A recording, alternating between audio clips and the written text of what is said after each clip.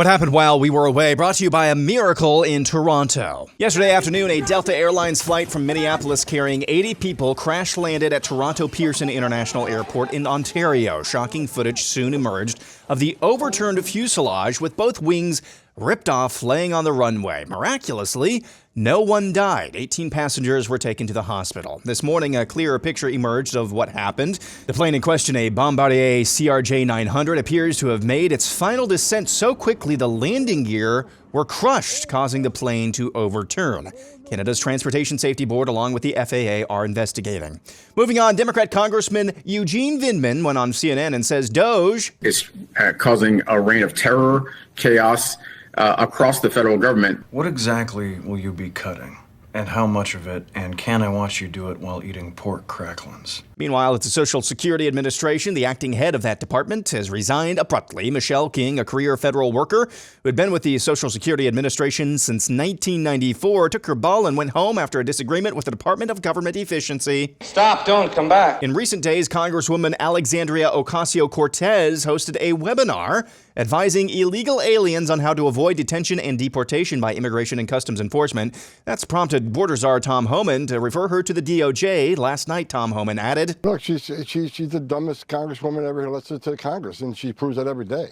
And look, bottom line is, I can't believe any member of Congress, Republican, Democrat, Independent, would want to educate criminal illegal aliens who are in the country illegally, been convicted of a violent crime, and have been ordered removed by an immigration judge after due process at great taxpayer expense.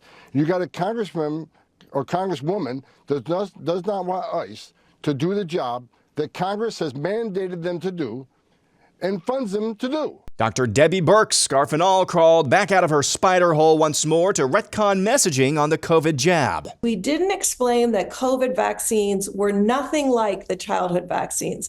That is not what the COVID vaccine was designed to do. It wasn't designed to prevent against infection. And if you look at the vaccine hesitancy rates, they've doubled since COVID.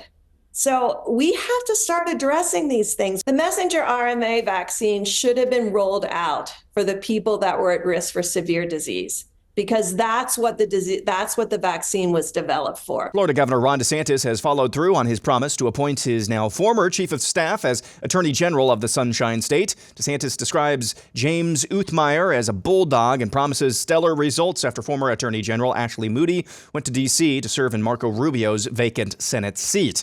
One quick note on yesterday's montage, that clip of Al Sharpton saying he can't imagine some of the founding fathers trying to overthrow the government. That clip was not from recent days. I'd never seen it before, but it is still timelessly retarded. And finally, Senator John Kennedy has some words of wisdom for the Democrat Party. You just got to try harder not to suck. And that's what happened while we were away.